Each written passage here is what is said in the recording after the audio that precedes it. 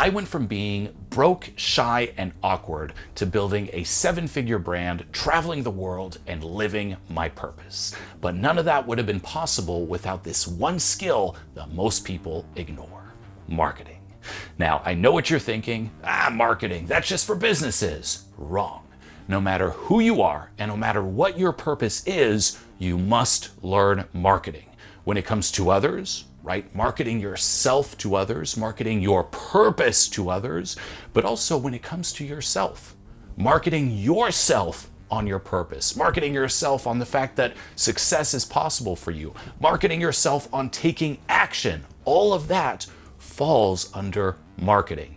And it's one of the 3 core skills that you must learn and that I cover in extreme detail in my new online course, The Purpose Process. Marketing is telling a story about something that makes people want it. You have a certain product. Well, what's a story you can tell about this product that will make people want to buy it or want to use it or want to have it? Same for you. Oh, I want a job. So you go in for an interview. Well, what's the story you're going to tell about you that's going to make that person want to hire you? That's marketing. This is also why anytime I try to present an idea, I always try to tie it to a story or a real life example or a person or some crazy analogy to make that click. Because we learn through stories. We rarely remember simple advice. We remember the story that goes with it. So say I made a TED Talk and I'm like, okay, everyone, people tend to always look externally for their sense of self. Once you stop doing that and you start drawing your sense of self from within, you'll naturally stop caring about what other people think. End of the TED Talk. Okay, cool. Now, what if I packaged it this way? And this is the piece of content that's doing well. This is the kind of story and analogy. Say I were to walk up to you and say, "F your blue hair." What would you say? I don't have blue hair. Yeah, would you be affected by it? Say I go on a full rant like, "Do you see this guy's blue hair? What shitty blue hair, you loser with your blue hair." You're not going to be affected. You're like, I don't have blue hair. That's what happens when you let go.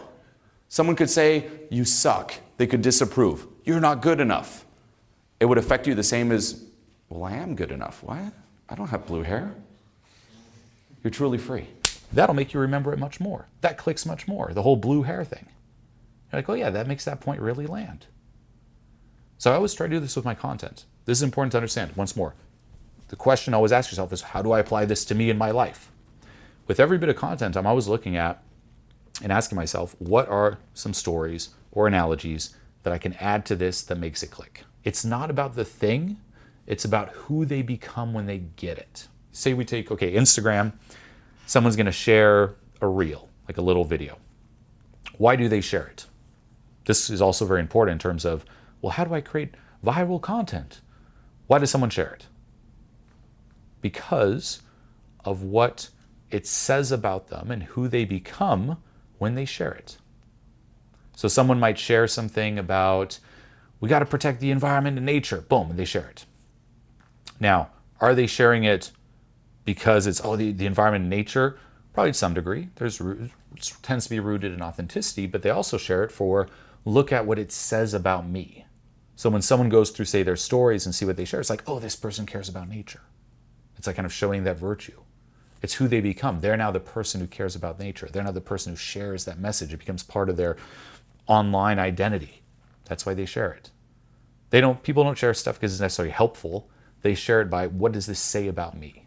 Oh, I'm going to share this thing for this song. Oh yeah, because look, I want to communicate that, look people, I like this song. And it's what the song says about me and my identity. It's not about you, it's about them.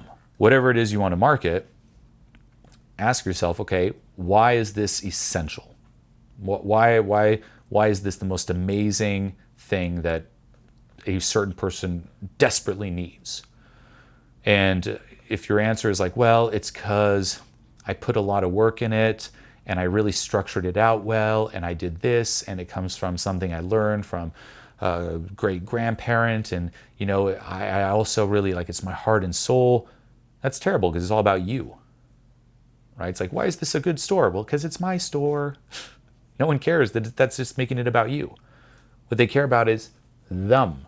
And this is why one of the most important words in marketing is you. You. Okay?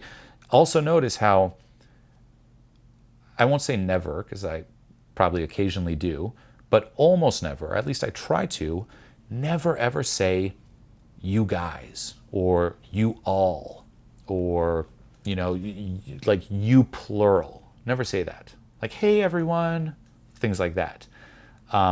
It's hey you. Even in my videos, it's always you, right? How this would apply to you, because I'm not talking to a group of people, I'm talking to you. And that's all anyone cares about. You, that's marketing. It's like, what does it say about me? What's in it for me? Me. Attention is the most valuable currency in the world. As long as you have the ability to be seen and heard, there are opportunities there. You can't do anything if you're invisible. And a key saying here is trying to be liked doesn't get attention. So if you know that attention is the most valuable currency in the world, invisibility is what kills you. Really, it does. If you have no one to market to, you're screwed. But then also understanding that trying to be liked doesn't get attention, well, it means that, if I try to be liked, that's the fastest way to being invisible. And it is. The best way to be invisible is to fit in with the crowd. The best way to get attention is to stand out from the crowd. It's as easy as that. This is why people pleasers tend to be invisible, just in a social context, right? If someone's just like always just very agreeable, in a way they turn into a mirror of you, just repeating what you say and what you like and don't like and what you believe. It's like talking to a mirror. You get the same answer back. Invisible. You don't even notice the person anymore. It's not the person that stands out. You don't think about that person. It's just, the people pleaser. The person who goes online and they're like, hey, you know what? I'm starting a business. I'm going to post some things online because I want to get some attention for my business.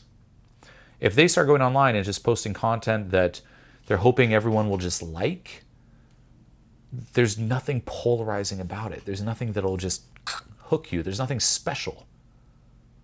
And this is why the majority of people who start posting online get almost no views. Nothing really builds from it because they're just too likable. It's like the people pleaser approach to business in a way. And what they're saying could even have some value. You'll see in the buried, say, YouTube videos with almost no views, if you can try to find them, like venture into that area of YouTube, you'll see a lot of people, just a very basic setup, delivering some content. The delivery's basic, it's boring, it's bland. Everything about it is just bland and it's unmemorable. It won't even hook your attention, and even if you watch it, you won't even remember it, even though it actually has some value in there. So in terms of your approach here, don't aim to be liked. You must be willing to be polarizing. And what that means is that some people are going to love you and some people are going to hate you. But that's the approach. Love, hate equals attention.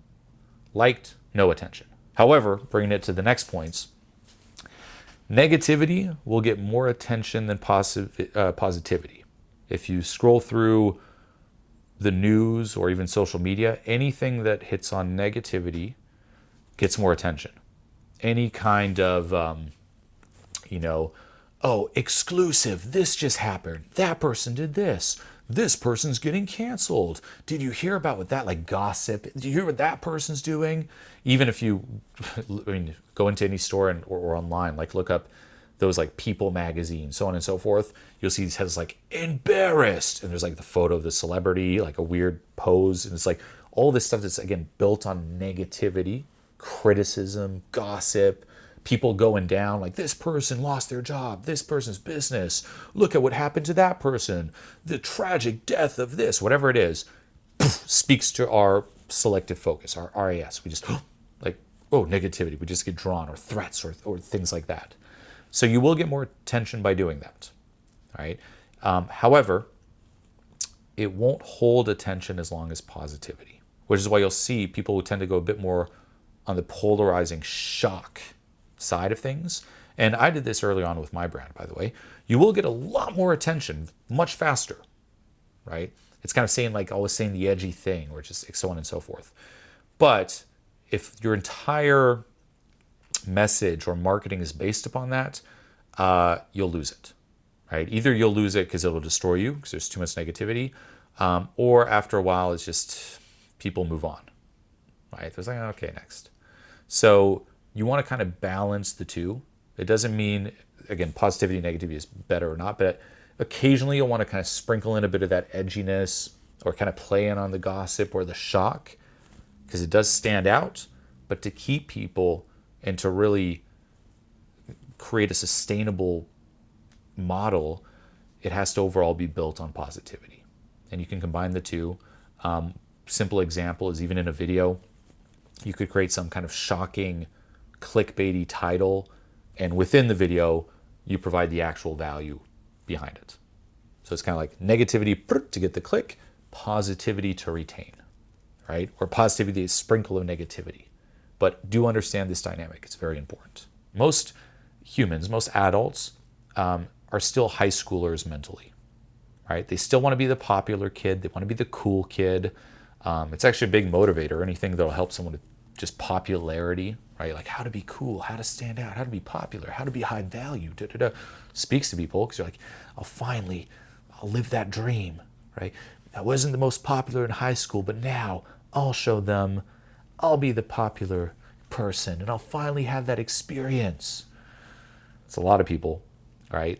The same with their choice of friends, their choice of partner. It's like, well, who'd be someone who'd impress people?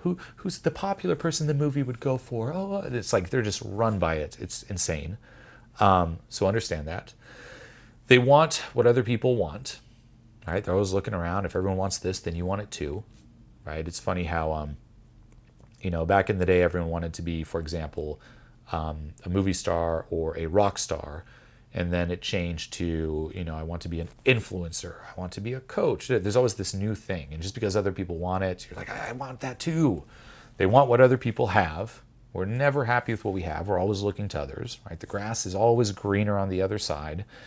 And they want to feel special and get one up on everybody else. That's a sneaky one where, you could have, say there's two situations. Say you're buying a certain product and you get a discount on it, right? So it's like, hey, here's this discount.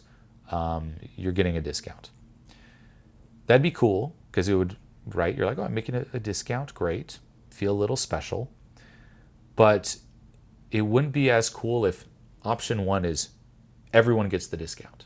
Like say all of you here, I'm like, hey, there's this new thing, and say you all want to do it. And I'm like, hey, I'm giving everyone a discount. You'd be like, okay, cool, I got a discount. But everyone else got one too. But it'd be much different if I were to be like, okay, I'm doing this new thing. It's full price for everyone except for you. You're the only one who gets a discount. You would actually be much more happier because not only did you get the discount, but you're the only one who got it. So you kind of got one up on your neighbor, right? There is this kind of dirty drive within where we kind of like to lord our success over other people. Like even on a psychological level, like with your friends and stuff, everyone's like, I want to succeed, but I want everyone else to succeed. But secretly, every single person, a small part of them is like, yeah, although that's true, it would sure, like kind of diving into your inner darkness, it would sure feel good if only I succeeded and I could be like, look at me, everyone. Ha ha ha. Look at me up here. It's kind of like this dirty desire, okay? But it does run the majority of people. Now, if you've watched the video this far, then you resonate with this and you need to get your hands on the rest because this is just 1% of what's covered in the purpose process. Click the link below and I'll see you on the inside.